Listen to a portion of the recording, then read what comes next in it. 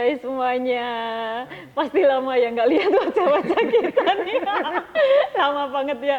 Ya kembali lagi dengan pastinya dengan kita di Bincang Bola. Bincang Bola. Saya, iya saya Bincang Sportase. Bola Sportase pastinya kan. Bersama saya pastinya dengan Wila. Dan saya Abdul Susila. udah tau lah kita, walaupun kita nggak jarang ketemu nih akhir-akhir ini kan ya. Tapi ya sampai ketemu lagi dengan kita sekarang ya, pastinya kalau nongol dengan kita, wajah kita nongol nih pasti ngomongin apa lagi kalau bukan bola kan ya. Bola. Kita lagi di Bincang Bola Bang, kali ini ya pastinya yang lagi meriah banget lagi diomongin di semua media sosial dan lain sebagainya, pastinya Timnas lawan Jepang kan. Jepang. Ya. Bang, Timnas lawan Jepang gimana Bang, lihat Timnas Bang, persiapan dan Jepang juga Bang? Perspektifnya satu, dari ranking FIFA. Atau ya, iya, langsung ranking FIFA nih. Jepang saat ini per Oktober itu 15 peringkatnya, terbaik di Asia. Iya. Indonesia 130. Jauh gapnya 115. Ya, sejauh itu. Tapi namanya sepak bola tidak dalam fase ngomongin angka-angka itu. Selalu ada kemungkinan Garuda di dada. Jadi kalau Bang Wici ngomong Garuda di dada, optimis banget nggak sih Bang dengan Timnas, walaupun ya bisa dibilang emang agak berat ya Bang. Ya udahlah, Bang Wici udah ngomong ranking juga emang ya jauh gitu kan. Tapi kalau lihat dari pemain-pemainnya sendiri gimana sih Bang? Pemain kita per latihan terbuka tim itu hari Selasa, semua pemain sudah kumpul, ada 27 dari 28 yang dipanggil, termasuk Kevin Dix juga pemain naturalisasi yang baru sudah bergabung. So far tidak ada yang cedera, semua dalam kondisi yang prima, hanya beberapa pemain yang mungkin sebenarnya tidak terlalu prima, walaupun ya secara pribadi pasti mengatakan prima, misalkan kayak Sandy Walsh, dia tidak bermain di klubnya, dia mengaku prima, cuma ya pasti dalam kondisi yang tidak begitu maksimal. Begitu juga dengan Jordi Amat yang cedera waktu membela timnas. Tapi so far kondisi pemain sangat optimistis, percaya diri bisa menang. Tolak ukurnya buat pemain itu, kita bisa nahan Australia imbang di kandang, dan Australia bisa menahan imbang Jepang. Jadi dengan kata lain, kita juga bisa menahan paling enggak Jepang di kandang. Oh gitu ya, Bang. Ngomongin soal ini, Bang Wici juga udah menyinggung soal apa namanya ya Kevin Dix masuk. Kan sebelum nyinggung Kevin Dix Bang, kan yang lagi rame akhir-akhir ini, yang bahkan sebelumnya dihujat juga nih sama netizen Bang. Ya dihujat baru gabung tapi udah langsung dihabisin nih sama netizen, bisa dibilang gitu kan. Mes Hilger Bang, gimana Bang? Mes Hilger emang situasinya agak pelik, rumit ya kalau kita mau detail banget masuk ke dalam. Dia waktu terakhir melawan Cina itu main agak apa ya, agak di luar kontrol kalau menurut gua. Mes Hilger itu main kayak gasing, lari sana kemari, hanya akhirnya cuma main babak pertama per 5 menit diganti. Di klub juga dia mengalami cedera hingga ketika tampil di Europa League kan absen, tapi terakhir kemarin lawan Ajax dia main 84 menit. Sebenarnya kondisinya udah prima, cuma namanya cedera kan kambuhan, dan dia merasa kondisinya tidak baik-baik saja. Walaupun sudah bisa membela klub ketika semua pemain ketika ditunjuk oleh pelatih apapun posisinya siap main, siap, selalu siap, nggak ada kata nggak siap. Dan dia mungkin Hilgers ya secara pribadi merasa gue butuh waktu nih, gue butuh waktu istirahat, mungkin jeda ini bisa dimanfaatkan untuk pemulihan cederanya juga, mungkin atas saran pelatih sebagaimana dibilang oleh Sintayong, klub yang tidak mengizinkan, mungkin atas saran pelatihnya alangkah lebih baiknya istirahat dulu ketimbang datang ke timnas juga tidak maksimal. Mendingan istirahat, pulihkan kondisi, bermain di klub juga nantinya oke, dan bisa nanti lagi Maret bela timnas kan lebih oke lagi kondisinya. Mungkin itu. Kalau publik masyarakat ada yang kesal, ada yang geram sampai mencaci maki, ya nggak bisa dibenarkan. Cuma perspektif orang kan berbeda-beda melihat situasi yang dialamin dengan semua latar belakangnya sangat bisa dipahami. Tetapi ya kita sebagai pendukung hanya bisa berharap ya semoga kondisinya baik saja, segera pulih dan bisa membela timnas. Terus kan dia juga secara terbuka sudah meminta maaf. Ya sudahlah. Toh kalau dia nggak mau membela timnas lagi, tidak, pada akhirnya 2025 nanti akan menentukan apa dia istilah kasarnya mencari alasan lagi atau tidak. Tapi bisa dilihat nanti berarti. Kalau berkaca dari pertandingan Cina, absennya Miss Hilgers, gue secara pribadi nggak ada pengaruhnya, Bang? Nggak pengaruh, nggak efek. Kalau buat gue ya, kalau tolak ukurnya adalah pertandingan lawan Cina, kayak waduh, kayak gelandang free roll dia main.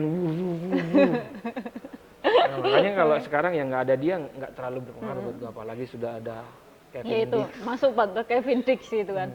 Nggak ada Miss Hilgers tapi ada Kevin Dix. Bisa nggak sih Bang, maksudnya apalagi dengan bisa dibilang Jepang nih ya walaupun di sini bisa dibilang kayaknya kegiatannya Jepang latihannya nggak serius-serius amat gitu kan, bisa dibilang gitu kan. Bahkan yang hari kedua mereka latihan pun ya kayak kata adalah komentar netizen aja ngomong mereka lagi coaching klinik ya kayak gitu kan. Karena ketemu sama banyak anak-anak kayak gitu kan. Ya mungkin iya tanda tangan salah satu bisa jadi itu sebagai motivasi gitu kan, cara mereka untuk memotivasi ya pemain-pemain maksudnya anak-anak kecil yang bermimpi jadi seperti mereka kayak gitu kan. Tapi kan bisa dibilang mereka walaupun nggak seserius itu tapi kan ya Jepang gitu kan, Pak. Ya, Jepang gitu kan, Pak. Tapi adanya Kevin Dix ini akan berpengaruh nggak sih, Bang? Maksudnya akan bisa membantu timnas bisa lebih baik nggak sih, Bang? Maksudnya kan timnas sebelumnya emang bisa menahan imbang nih Australia gitu di kandang kayak gitu kan. Tapi ini kan Jepang nih, Bang, ya balik lagi kan Jepang. Bisa nggak kayak gitu kan? Apalagi ya diketahui emang Kevin Dix serba bisa nih, Bang, posisinya gitu. Bang Bicing melihatnya kayak gimana? Gue jadi teringat ini ketika Jai Ijaz mau debut, dia baru datang, kita itu lawan Vietnam ya, kita di fase kedua kualifikasi lawan Vietnam. Saat itu Jordi Amat yang notabene pemain utama back, absen karena cedera, dan gue ngobrol dengan salah satu asisten pelatih di timnas saat itu, Coach bagaimana ngelihat Jai Ijaz? Dia pelatih ini dengan terbuka menyatakan sangat bagus kualitasnya. Dia secara pandangan objektifnya pribadi mengatakan kualitasnya lebih bagus daripada beberapa pemain Jordi, lainnya. Misalkan dia anggap itu Jordi, jadi kehilangan Jordi tidak akan mempengaruhi karena ada Jai Ijaz. Dan begitu juga ketika kemarin pas latihan timnas, baru latihan pertama, gue juga coba bukan wawancara ya, ngobrol dengan asisten pelatih di timnas. Coach bagaimana Coach ngelihat Kevin Dix? Oke. Simple, oke. Menutupi kekurangan, jempol ngasihnya. Walaupun cuma itu gue yang punya sering berkomunikasi dengan beliau, ketika dia menyatakan oke, gue percaya dengan dia, ini pemain kualitasnya bagus. Mungkin setara dengan atau lebih malah mungkin ya dengan Jai Ijaz. Secara permainan dia di Copenhagen bisa bermain di 4 posisi.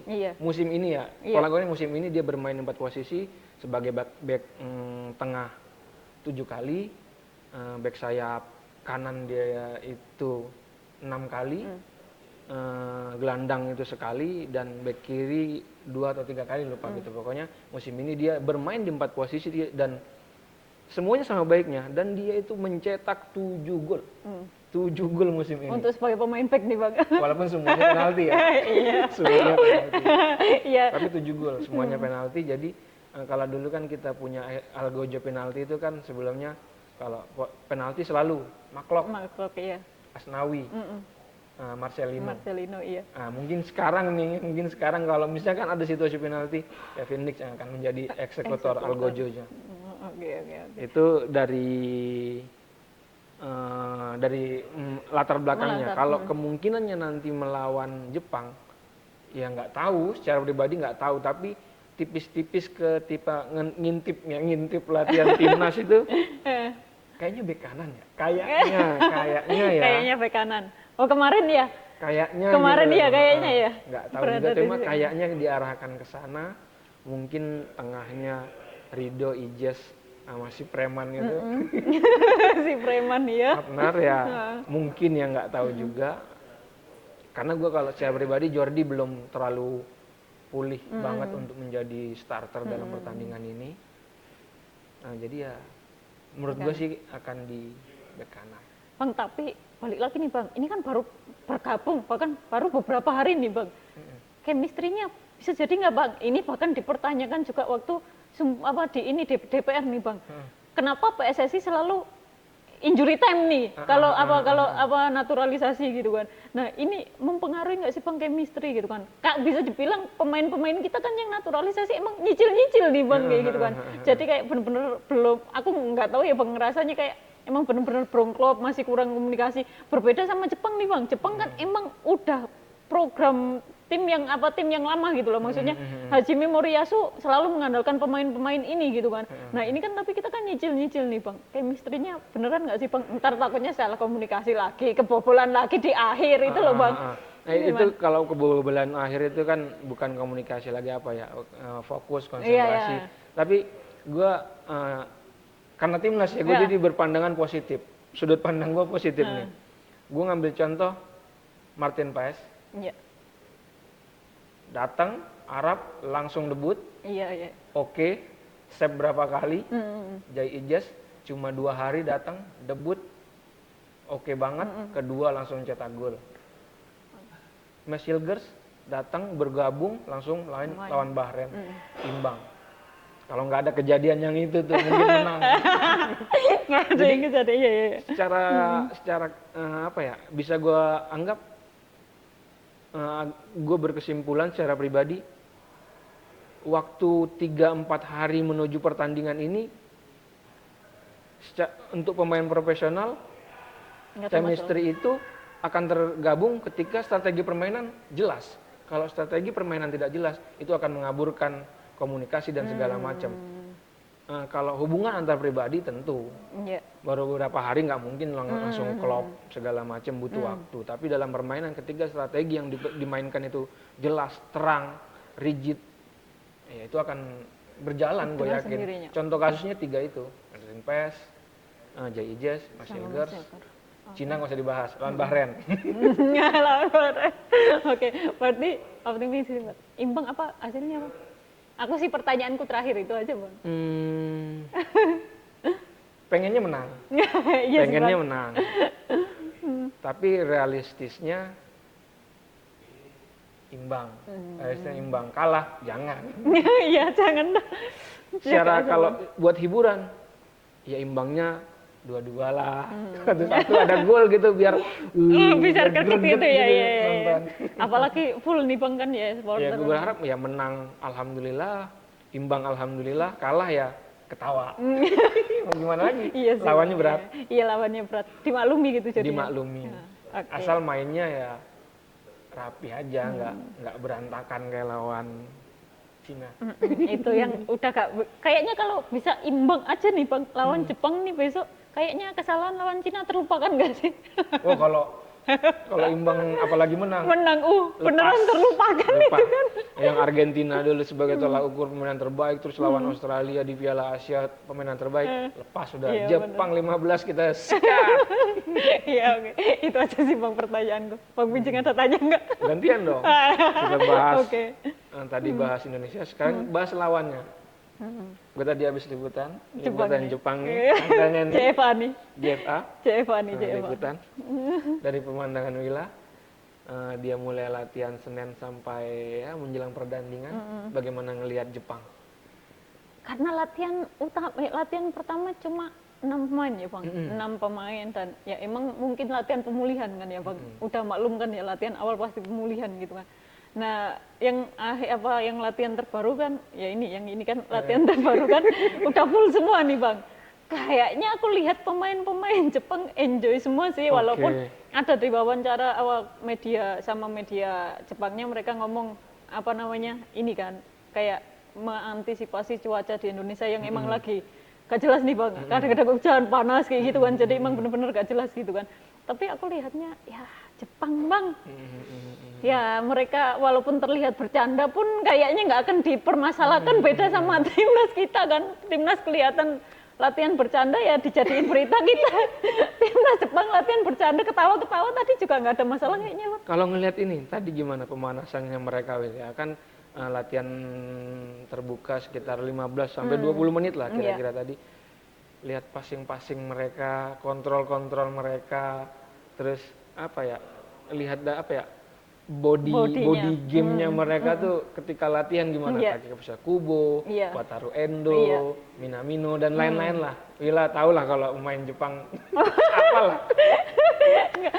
Satu bang, yang aku sampai kemarin itu yang latihan awal tuh, walaupun cuma 6 ya, latihan awal tuh ada Yuto Nagatomo itu, astaga, dia umur 38 kan bang, 38, tapi pas latihan, kakinya kayak ngomong gitu kan, bener sih mantan pemain Inter Milan tuh nggak perlu diragukan kayak gitu kan bang. Nah sama dengan ini bang, ini kan pemain yang kayak ya Mitoma lah, ya Endo lah, ya siapapun itu kan mereka yang main di Eropa ini, ya mereka bersaingnya emang dengan pemain-pemain Eropa lainnya gitu kan bang. Dan untuk mendapatkan tempat pertama gitu kan, beberapa pemain kan emang udah jadi andalan nih bang di Liga Champions gitu kan. Nggak main-main, 6 orang lah udah jadi andalan di Liga Champions, selalu dapat starter gitu kan. Nah kalau dilihat ya ngomong soal body dan lain sebagainya, ya nggak perlu diragukan lagi bang, emang sebagus itu kayak gitu kan. Anyway, kalau menurut lu ini analisis gue ya, mungkin pertanyaan terakhir gue. Menurut gue grafik performa Jepang di kualifikasi ini menurun. Perdana menang 7-0, 5-0, terus 0-0. 1-1. 2-0. Iya. 2-0 terus 1-1, imbang. Imbang kan? Iya. 7-5-2-0. Iya. 1-1. Iya. Menurut gue menurun. Besok kalah nih. Menurut lu gimana? Bisa dibilang gini bang, kalau ngomongin itu tadi Bang Biji ngomong gitu kan, ya emang sih menurun, bisa dibilang menurun. Tapi kan dilihat juga lawannya bang, dilihat juga lawannya nih gitu kan. Kalau Cina emang lagi masalah waktu itu kan, lagi antara pelatih sama ininya kan emang lagi, pokoknya lagi posisi di mana supporternya juga lagi menuntut gimana pelatihnya ini bisa turun lah intinya kayak gitu kan. Makanya penentu pas lawan Indonesia kemarin kan, dan mereka menang, jadi aman sekarang pelatihnya gitu kan. Pas lawan ini lawan Bahrain 5-0 gitu kan. Lawan Arab Saudi emang 2-0 bang, tapi kalau lihat permainannya, wah jauh ya. Wah aku sampai ngomong gitu, wah bisa gitu mainnya, sampai ngomong gitu kan. Karena ketika mereka diserang pemain Arab Saudi kan emang ya bisa dibilang gila-gila gitu kan bang, kalau nyerang kayak gitu kan. Pas ketika diserang langsung semua 6 pemain langsung berada di lini pertahanan Jepang, dan itu ya aku bisa dibilang kenapa Arab Saudi segitu susahnya juga bobol gawang Jepang, ya karena permainan pertahanannya sebagus itu gitu bang. Ketika lawan Australia emang anjir, astagfirullahaladzim sampai ngomong gitu kan. Maafkan ya. Itu emang wah gila sih bang, maksudku aku juga kesel nih bang, pas lagi jaga pertandingan lihat permainannya, astaga mereka udah nyerang banget gitu tapi ya nggak bisa gol gitu kan, nggak bisa gol. Mungkin bisa dibilang lini depannya waktu itu emang lagi nggak bagus gitu kan, nggak tahu Uedanya emang lagi gak maksimal atau gimana gitu kan. Nah Bang Wici ngomong besok bisa nih imbang atau kalah gitu kan, mereka Jepang kalah gitu ya. Bisa dibilang aku mempercayai itu juga bang, karena ketika lawan Arab Saudi aku melihatnya yang beneran yang lawan Australia yang benar-benar bekerja keras ke depan itu Ueda sama Mitoma. Ya. Kalau mungkin besok lawan Indonesia kan nggak ada Ueda nih bang kan ya. Pemain lokal kan yang dipanggil kan, pemain lokal. Tapi pemain lokalnya Jepang juga sih bang. Cuma kan pemain kita kan lini belakangnya ya Liga Eropa gitu kan ya bang ya. Satunya preman timnas juga udah pernah main main di Jepang, jadi udah tahu tipe permainannya. Jadi ya walaupun gitu kayaknya masih bisa kok bang. Bisa lah, saya walaupun aku ngomongin Jepang juga tetap kok bang. Kan udah di dada kan gitu. Udah. Bang Bicing, ada ini nggak prediksi siapa aja yang dimainin? Prediksi kalau gua Martin Paes 3 Rido, Jai, Hapnar, Kevin Dix, Tom Haye, Nathan, Verdong, Kanan, Marcelino, Rafael Strik, Ragnar, Mangun Wijaya. Oke, sama sih Bang, gak usah beda jauh. Udah, itu aja yang beneran yang kita bahas hari ini ya. Sampai di sini aja ya pembahasan kita.